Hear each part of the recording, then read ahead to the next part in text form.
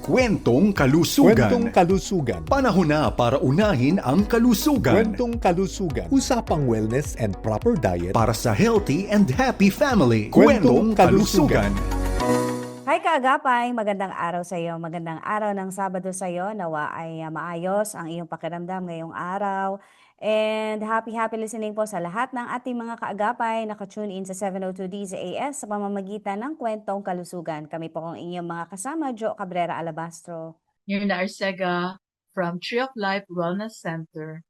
Yes, at mga kaagapay, napakaganda ng ating mga nagiging discussion every Saturday at sana po ay nakakapakinig ka at hindi lang nakakapakinig kundi nasusundan mo rin yung mga lesson na tinuturo ng Tree of Life. At ngayong araw na to, Miss Mirna, ang ating discussion ay patungkol sa pangangalaga sa kidney. Oo, bakit ito yung napili natin? Kasi marami ngayon na nagkakaroon ng sakit ng sa kidney at nagdadialysis. Parang umuusbong ang mga dialysis center samantalang noon walang dialysis center, siguro mga isa o dalawa. So it just meant to say na talagang dumadami na ang pasyente na merong kidney failure. So nandito tayo ngayon para magpaalala para hindi masira ang iyong kidney. Okay. At paalala din sa ating mga kaagapay. Roughly 120 Filipinos per million population annually ang affected po ng chronic renal failure every hour. So, ibig sabihin nasa 35.94% ng Filipino adults ay may posibilidad na mag-develop ng chronic kidney disease. At isa rin po ito sa mga leading cause ng mortality and top 5 leading cause of death dito po sa Pilipinas. Kaya po maganda po na pag-usapan po natin itong karamdaman na ito, paano maiwasan at paano ma-manage. At ang pinakamahalagang tanong, Miss Mirna, nare-reverse ba kapag ikaw ay merong kidney problem? Oo, kaya correct ka dyan, nakakabahala na dahil nga sa hindi natin kaalaman, hindi natin alam na ang kidney natin ay sinisira na pala natin. Kaya ating dapat malaman kung ano yung mga danger signs, yung mga common mistakes na ginagawa natin, at ano ang dapat natin gawin para maiwasan ang masira ang ating kidney. Okay, go ahead, Ah, Miss Mirna. ang kidney ang pinaka-importanting filtering organ ng ating katawan. Minuminuto nagfi-filter ito ng 50 gallons ng dugo at nagpo-produce ng 2 parts of urine. Kaya para ilabas ang mga toxin sa ating katawan. At nakakakilabot na balita kapag ang kidney mo ay na-damage. So para ka ng isang living dead dahil ang basura sa katawan mo ay hindi mo na mailalabas.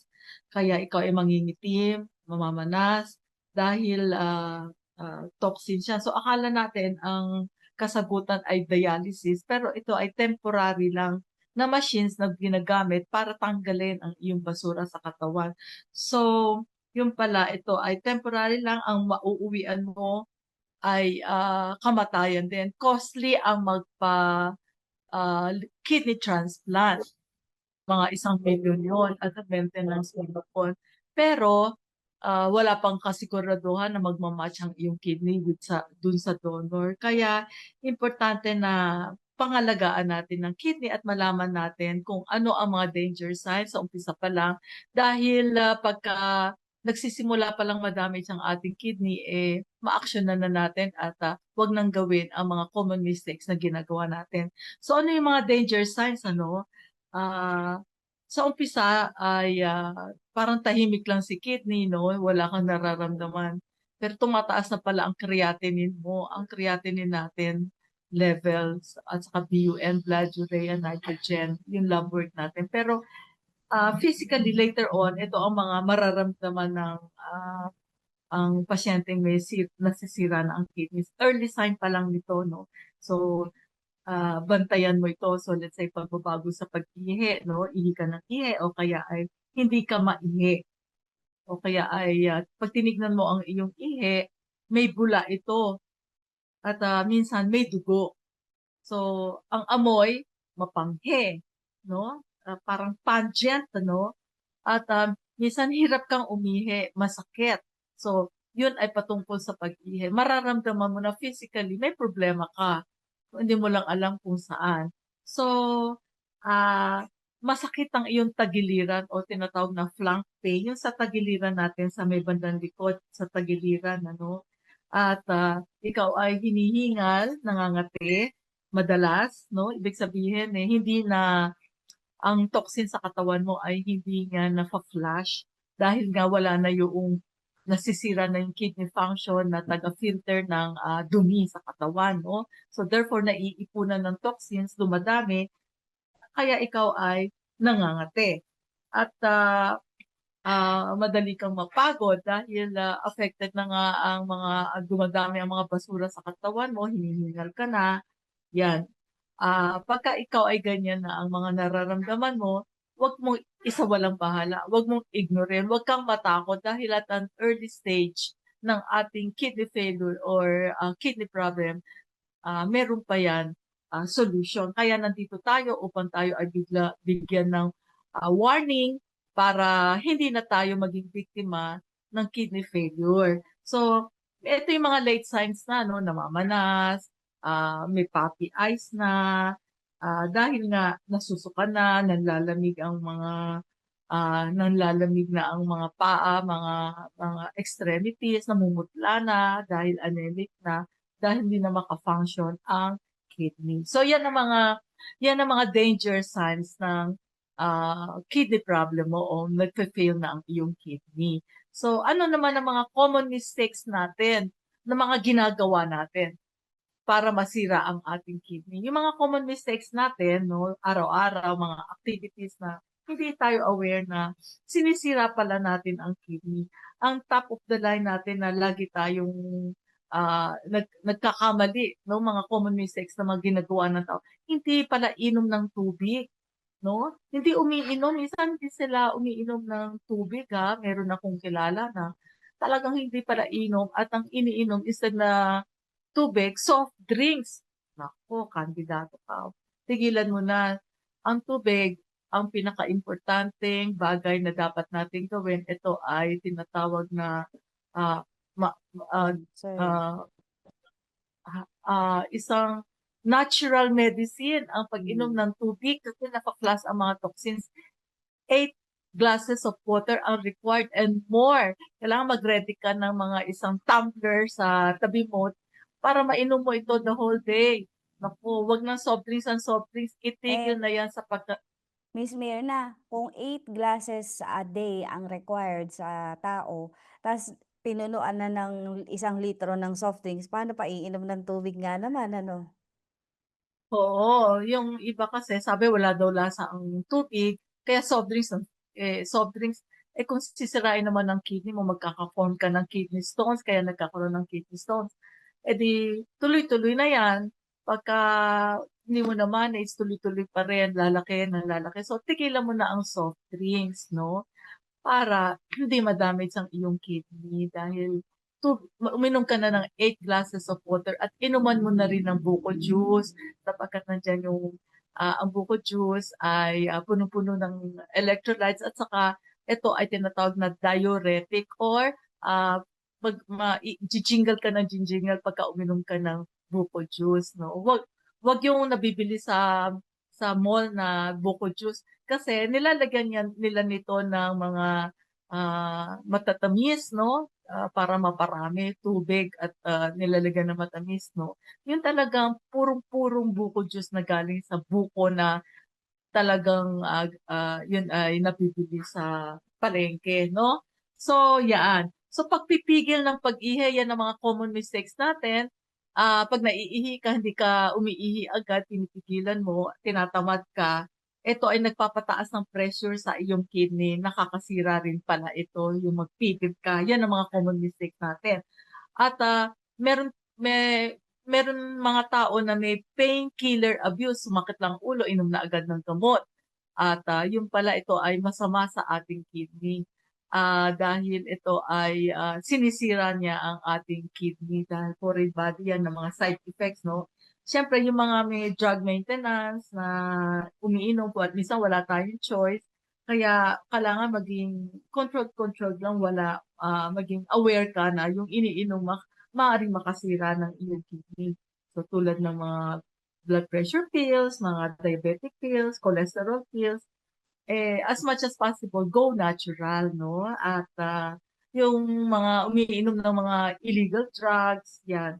Laxatives, yung hindi makadumi, inom ng mga laxatives, nakakasira din ito ng kidney, yung nagsa-self-medicate. Halimbawa, mataas ang uric acid, umiinom ng allopurinol. Ito ang matinding makasira ng kidney, no? Mm. Yung sa mga may gout, yan. At ito pa, yung nagpapapayat, umiinom ng mga screaming tea o kaya yung umiinom ng mga gamot para pumayat. Yan, ingat-ingat lang. Nagsa-self-medicate ng antibiotics,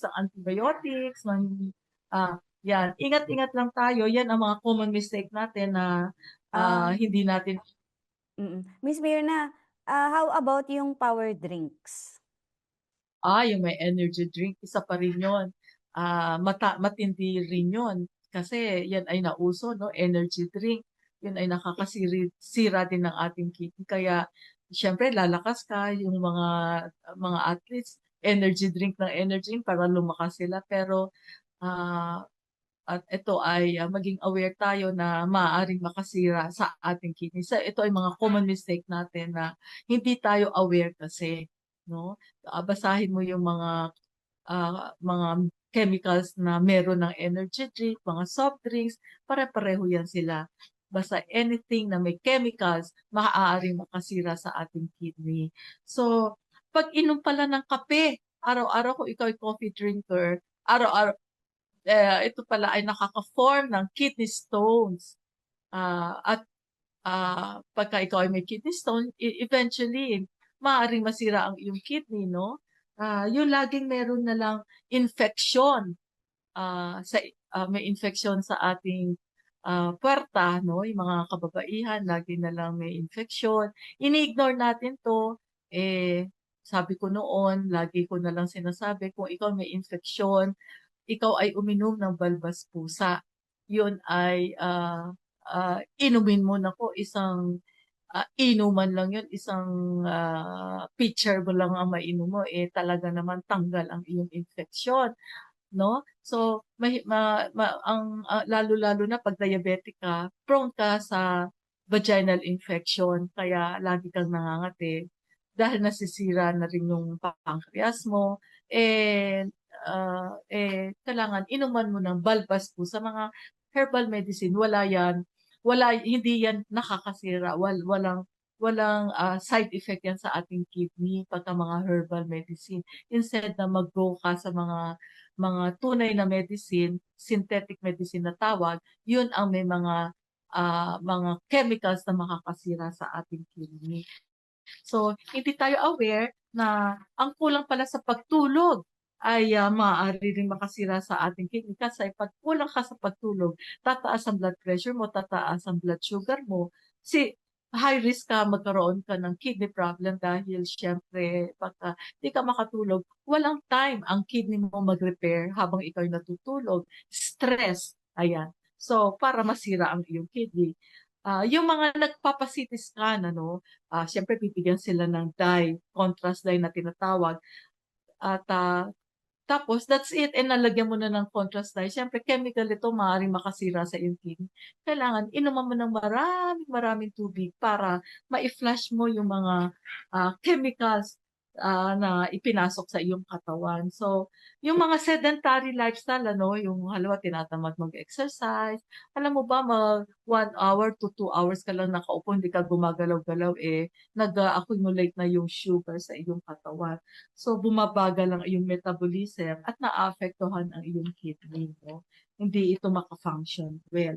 So, ito pa, yung common mistake natin, yung mga naninigarilyo at umiinom ng alak, akala natin okay lang, yung pala, hindi lang liver ang sinisira, pati kidney pala nito ay sinisira at nakakaapekto dahil dun sa chemical na meron ito, yung nicotine sa sigarilyo at yung alcohol ay meron dito nakakakos ng high uric acid. Siyempre, masisira ang iyong kidney. So ito yung mga common mistakes natin na ginagawa na hindi tayo aware na siyang nagiging dahilan para unti-unti nating sinisira ang ating kidney.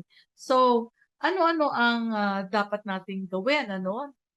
Tigilan na. Anong dapat tigilan na natin? Siyempre, paninigarilyo, pag-inom ng alcohol. Ito, tigilan na yung pagkain ng mga makakasira ng iyong kidney tulad ng instant noodle. Top of the line yan. Kasi ito ay may preservative, may artificial, MSG, lahat ng mga chemicals na meron ito, too much sodium nasisira sa iyong kidney. Tigilan mo na yan. Tigilan mo na rin ang mga canned goods, mga canned meats, syempre yan ay nilalagyan ng mga sodium, preservative, ayan, kaya yan ay na-preserve ng mga more than a year hindi pa siya nabubulok, yan. Mga processed meat, processed goods, mataas sa nitrates na siyang nakakasira ng ating kidney. Mga snack packs, halimbawa mga junk foods, no? Naku, mataas sa sodium ito at may mga MSG yan. Yan ang makakasira. Too much sodium sisira sa iyong kidney. Nagkukos ng inflammation. Maubusin mo lang isang balot ng junk food, no? Any junk food, no? Let's say potato chips. Ubusin mo lang, maya-maya makikita mo, parang manas na manas ka na. Kasi because of too much sodium and MSG na meron noon. At hindi mo kayang tigilan kasi may MSG nga, nagiging addict ka na, parang sarap na sarap ka. Bibili at bibili ka pa rin na hanggang sa maubos mo siya, no? Na naa-addict ka na sa kanya. At of course, tigilan mo na rin yun yung mga matatamis. Kasi ang matatamis may mga fat switch, no? Na sinasabi at nakakakos ng high protein in urine at nakakasira din ng kidney. Mga artificial additives, no, yan, dahil mataas sa toxins ito, mga processed meat na na-mention ko, nakaka-burden sa ating kidney. No, tigilan na yung mga hotdog, mga ham, spam, madaling lutuin siya para sa mga anak natin, hindi natin alam na sinisira natin ang kidney na pala ng ating mga mahal sa buhay. So, in other words, nagawa ako ng acronym ng anong ititigil natin. 4 A's, alak, asin, asukal, ayan. At lahat ng A, 4 na paa. Ano yung 4 na paa? Baboy, baka, at manok na may 2 paa. So yan ay itigil na rin natin. Mag-switch tayo sa whole food, plant-based diet. So kailangan mag-focus tayo dito. At pagka ikaw ay may nararamdaman na, no, na hirap ka umihi, mag-ano ka lang, go herbal. Banaba, top of the line natin, banaba. Nako, yan ang gawin mong tubig, no? Banaba, siguradong matitigil ang 10 banaba, no? Balbas pusa, yan ay na-mention ko na, balbas pusa para hindi ka magkaroon ng infection. Pagka ikaw infection, magtanim ka na ng balbas pusa sa inyo. Magtanim ka. Ang banaba ay mataas na kahoy yun, mataas na puno. So kailangan malawak ang ang sambong at banaba, malawak ang iyong bakuran, ano?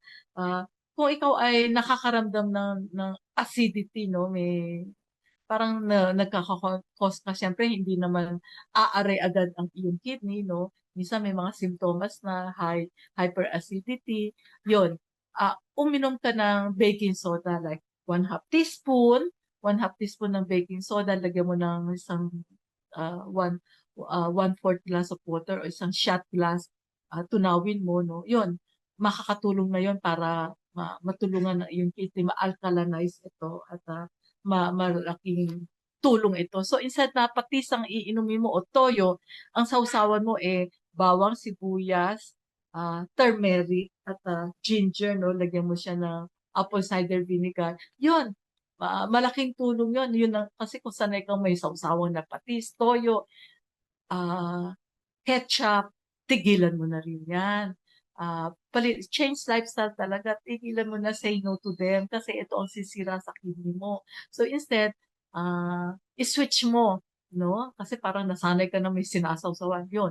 Maggawa ka ng bawang, sibuyas, turmeric, ginger, lagyan mo ng apple cider vinegar. Nako, sigurado, ah, hindi ka tatamaan ng hindi masisira ang iyong kidney. At of course, kailangan mag-regular ka ng kidney cleanse katulad ng 2 lemons, no? 2 lemons sa umaga, ikakat mo, no, ito into small pieces kasi mataas ito sa vitamin C, nakaka-detox daw ito. At pagkatapos lagyan mo ng garlic, 4 cloves, butil ng garlic, ilagay mo dyan at 1 tablespoon of turmeric. So, at low fire, anuhin mo siya, yung pakuluan ng low fire at inumin mo ito everyday.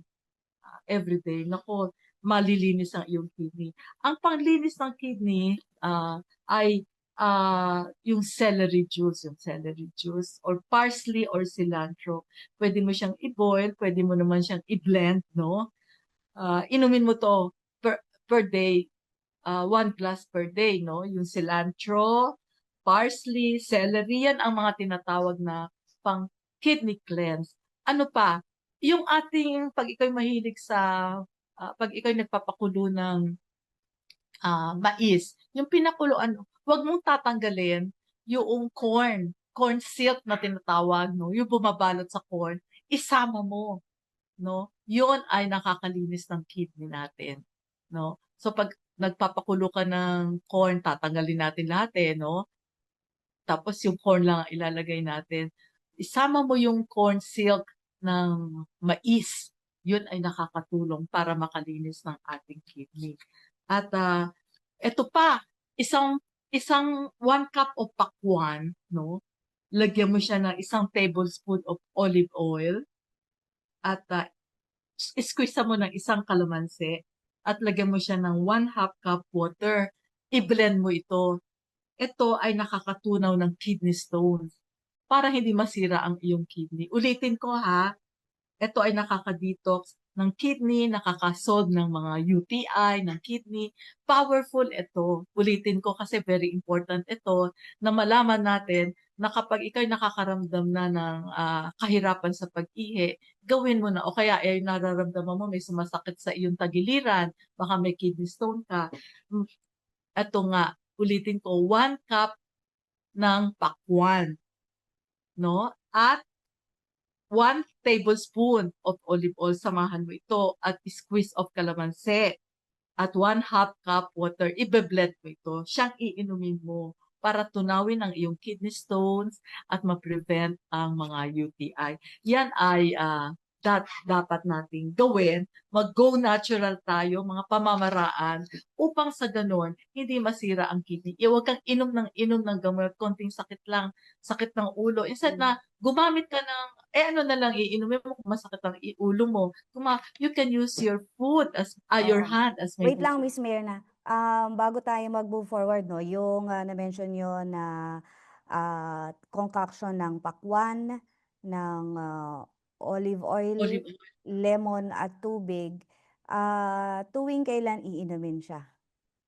Araw-araw kapag ikaw may nararamdaman na, syempre ikaw ay Mm. may kidney stones, no? Ang suggestion dyan ng doktor, pag nararamdaman mo na, pag maliliit pa lang, huwag mo nang palakihin, tigilan mo na agad-agad soft drinks, tigilan mo na Okay. yung pag-iinom. Oo, Eto na. ang ipalit, ano. And yung minsan kasi sinasabi nyo na yung pakwan kasama yung buto. Dito, ganito rin ba yan? Kasama rin yung buto sa Pwede pag-blend? rin.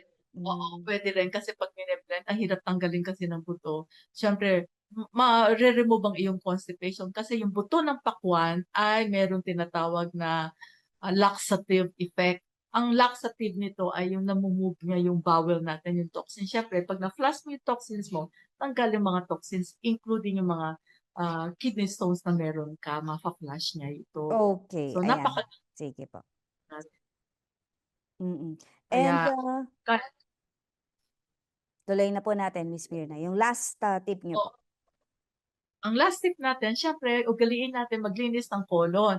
Punta na kayo dito sa aming clinic, mag-hydrocolonics kayo para matanggal ang mga toxins. Ang isa sa mga dahilan kaya nagkakaroon ng kidney failure or nagkakaroon ng sakit sa kidney ay maraming toxins sa ating katawan na naiimbak sa ating colon na hindi na kinakaya ng kidney na i-filter. Kaya na ito ay na-burden, natataksan, kaya nagkakasakit o nag-fail. So, ugaliin natin maglinis ng colon para ma-prevent natin ang kidney failure. Ito ay pumunta na kayo sa aming clinic upang malinis ang iyong colon. At it takes only 45 minutes to save your kidney. At of course, ugaliin natin kung wala kayong machine, yung mga nakikinig sa atin sa probinsya at sa abroad, pwede kayong magtinatawag na coffee enema. Everyday yan para panatiliin nating malinis ang ating kidney at hindi ito mag-fail. Okay. And yung question natin kanina, nare-reverse po ba ang, kidney, disease o ang kidney failure, gumagaling po ba ito? Ang kidney failure ay nare-reverse yan at an early stage kapag tayo mag-change ng lifestyle, switch tayo sa whole food, plant-based diet. Yung mga ititigil na natin yung mga nakakasira sa ating kidney, kailangan panatiliin natin malinis ang ating colon. Mula sa puwet, tatanggalin ang lahat ng toxins at mula sa ipapasok sa bibig, yung dalawang butas na yan, ay mga ah, plant-based diet. So, marireverse yan kapag tayo ay consistently aware na ano ang mga dapat na hindi natin ilagay sa ating bibig para sirain ang ating kidney. Marireverse siya. Sabi niyo po at an early stage. Ano po, gaano ka-early yung stage na pwede siyang ma-reverse? Okay. Yung nagsisimula pa lang, ang nararamdaman mo, ihi ka ng ihi, simula pa lang nagbubula-bula. Dahil dito sa amin, sa aming clinic, may mga pasyente kami, yung creatinine nila may 500, napapababa namin ito sa pamamagitan lang ng pagkain ng tama. So, ang sinasabi nating early stage, matitignan natin sa creatinine. Pag ang level nila ay tumaas ng mga 500, ayan, nagkaano na. Naku, pag nag 1,000 na yan, hindi na yan. Kailangan ng pagsabayin ang hydrocolonics at saka ang Dialysis. dialysis. Hmm. Hindi. Dahil sobrang burden na ang iyong kidney. So, at early stage, 200, ang creatinine tumataas na, early stage lang yan, nararamdaman mo, unti-unti na yan suminisira ng iyong kidney. Tumigil ka na para hindi na masira ang iyong kidney kasi pag as I mentioned kanina, para ka na may death sentence, hindi death sentence ang kidney dahil kaya itong i-reverse kung i-change mo lang ang lifestyle mo. At napatunayan namin dito sa clinic namin sa Tree of Life na ang mga matataas na creatinine ay talaga napapababa namin. Ang aking ina ay for dialysis na siya noon at naka-schedule na siya for dialysis pero hindi na siya nag-dialysis dahil ito ang mga ginawa ko. Nag-change ng lifestyle, yung mga kinakain niya, mindful na siya at saka aming hina-hydrocolonics. Wow! Isang discovery na hindi na nag-dialysis ang mother ko. Kaya ito ay aking napatunayan. Hindi ito katang-isip lamang na kaya mong i-reverse at kidney failure at an early stage kung mag-change ka ng lifestyle. At pumunta kayo rito para gabayan namin kayo. Ano ang mga pagkain dapat iwasan at dapat na kainin at lilinisin ang iyong colon para hindi na magpatuloy ang progress ng kidney failure. Okay. Ayan, maganda pong, payo 'yan ano na, puwede rin pala na colon cleanse kahit mayroong, kidney failure. And for more, details, Miss Mirna, saan po kayo maaaring matawagan ng ating mga agapay? Landline namin ay 8776-3742. Again, 8776-3742. At ang aming cellphone number ay 0916-617-6442. Again, 0916-617-6442. Okay, magandang paalala rin 'to sa ating mga kaagapay ano, na maging mindful tayo sa ating pagkain. Hindi lang ang goal natin ay mabusog o ma-satisfy ang ating mga tiyan o kaya naman sumaya sa pagkain dahil meron din itong maganda o hindi magandang epekto sa ating katawan, depende sa ating ipapasok sa ating mga sarili. At ito na nga po, nagtatapos ang ating programa, Kwentong Kalusugan. Jo Cabrera Alabastra po. Nirna Arseca from Tree of Life Wellness Center. Nagpapaalala po, maging responsable tayo sa sarili nating mga kalusugan hanggang sa susunod po na episode ng programang ito. God bless you po. Kwentong Kalusugan. Kwentong Kalusugan. Panahon na para unahin ang kalusugan. Kwentong Kalusugan. Usapang wellness and proper diet Para sa healthy and happy family. Kwentong Kwentong Kalusugan.